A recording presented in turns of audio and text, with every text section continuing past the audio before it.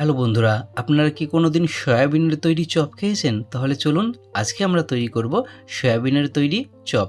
তো বন্ধুরা, এখানে আমি কিছুটা পরিমাণ সয়াবিন নিয়েছি আর এটিকে গরম জলের মধ্যে দিয়ে নিতে হবে। এর মধ্যে 1 চা চামচ পরিমাণ লবণ অ্যাড করে দিয়ে সয়াবিনগুলো যখন পারফেক্ট সেদ্ধ হয়ে যাবে, ঠিক এরকম অবস্থায় তুলে নিতে হবে। সয়াবিন তোলা হয়ে গেলে এটিকে মিক্সির মধ্যে দিয়ে নিতে হবে, দিয়ে বারিক টুকরো করে দিতে হবে। অ্যাকচুয়ালি পেস্ট আপনাকে একটি বানিয়ে নিতে হবে। তো বন্ধুরা, এরপরে আপনাকে একটি পুর তৈরি করতে হবে। চপের মেন হচ্ছে পুর যত ভালো ততটাই ভালো কিন্তু চপ হবে। আর এখানে অ্যাড করা হচ্ছে দেখেছেন আদা, রসুনের কুচি এবং পেঁয়াজ। এই 3টি ইনগ্রিডিয়েন্টস আপাতত লাগবে। তো কড়াই এখানে তেল গরম হয়ে গেলে সম্পূর্ণ পরিমাণ আদা এবং রসুনটিকে দিয়ে একটু নাড়াচাড়া করে নিতে হবে।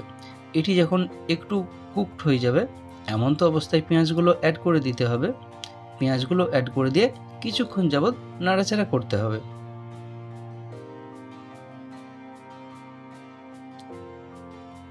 তো বন্ধুরা, এরপরেতে কিছু মশলা অ্যাড করতে হবে, যার মধ্যে অবশ্যই থাকছে প্রথমে কিছুটা পরিমাণ লবণ, হলুদ গুঁড়ো পাউডার, জিরে গুঁড়ো পাউডার এবং ধনে গুঁড়ো পাউডার। এরপর এর মধ্যে কাশ্মীরি লাল মির্চ কিছুটা অ্যাড করে নেবেন। এই সমস্ত মশলা দেয়া হয়ে গেলে এরপর মশলাটাকে কিছুক্ষণ যাবৎ কষিয়ে নিতে হবে।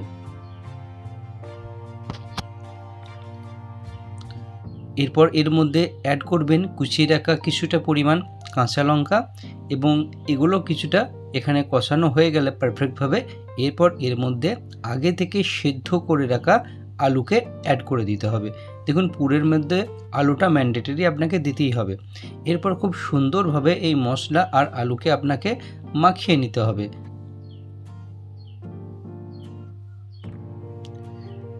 তো আলু আর মশলার খুব সুন্দর মিক্সআপ হয়ে গেছে।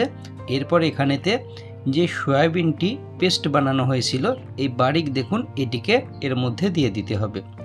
দিয়ে এটিকে দেওয়ার পরে আলুর সঙ্গে ভালোভাবে ম্যাশ করে দিতে হবে।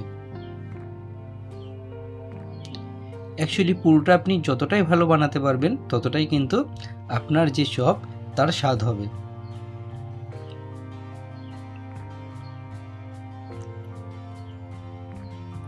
তো বন্ধুরা, এখানে দেখতে পাচ্ছেন কত সুন্দর পুরোটি তৈরি হয়েছে। অবশেষে কিন্তু 2টি ইনগ্রিডিয়েন্টস অ্যাড করতে হবে। একটি হলো কাসুরি মেথি পাতা আর 2 নম্বর হলো ধনে পাতা। তো বন্ধুরা, এই কাসুরি মেথি পাতা কিন্তু যে কোনো পুরের জন্য ম্যান্ডেটরি। আপনার পুরের স্বাদটা খুব সুন্দর হয়। এরপর এর মধ্যে আপনার ধনে পাতা অ্যাড করে দেওয়া হয়ে গেলে কিছুক্ষণ যাবৎ এই পুরোটিকে ভালোভাবে একটু মাখিয়ে নিয়ে এই পুরোটিকে তুলে নিতে হবে। তো বন্ধুরা, আমাদের এখানে পুর দেখতে পাচ্ছেন পারফেক্টভাবে তৈরি হয়েছে। এবার এটিকে তুলে নিতে হবে। তো বন্ধুরা, এরপর কি করণীয় দেখুন, এই পুরটিকে ঠিক গোল গোল নাড়ুর মতো পাকিয়ে নিয়ে আর টিপে নিতে হবে। অ্যাকচুয়ালি চপের যেমন পুর হয় ঠিক সেই স্টাইলে আপনাকে তৈরি করতে হবে। তো আমাদের এখানে পুর তৈরি হয়ে গেছে ভেতরের, দেখতেই পাচ্ছেন কত সুন্দর হয়েছে। এরপর আপনাকে আরেকটি কাজ করতে হবে, যেটি হলো বেসন নিতে হবে। বেসনের মধ্যে আপনাকে লবণ, হলুদ গুঁড়ো পাউডার, কিছুটা পরিমাণ লাল মির্চ পাউডার অ্যাড করতে হবে এবং হালকা জিরে এবং ধনে। জিরে ধনে না দিলেও চলবে। এরপর এটিকে জল দিয়ে এর যে টেক্সচারটি কিন্তু বানিয়ে নিতে হবে। টেক্সচারটা খুব মোটাও বানানো চলবে না এবং পাতলাও বানানো চলবে না।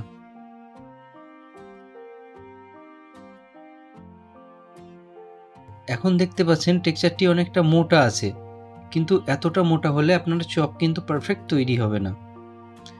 এরপর দেখুন ঠিক এই রকম আপনাকে টেক্সচার তৈরি করতে হবে। তো আমাদের টেক্সচার রেডি হয়ে গেছে। এরপরে এক এক করে পুরগুলো এই টেক্সচারের মধ্যে ডুবিয়ে নিয়ে আর তেলে ছেড়ে নিতে হবে।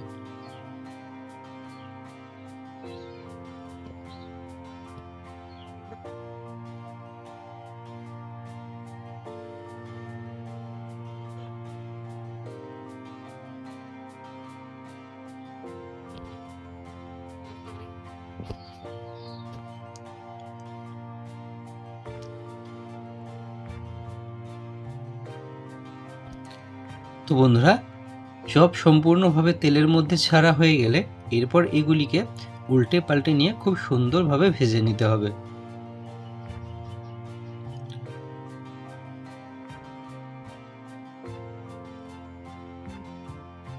তাহলে বন্ধুরা, চপ কিন্তু সবসময় একটু লাল করে ভাজার চেষ্টা করবেন, তাহলে এটি মুচমুচে খুব সুন্দর সুস্বাদু খেতে হবে।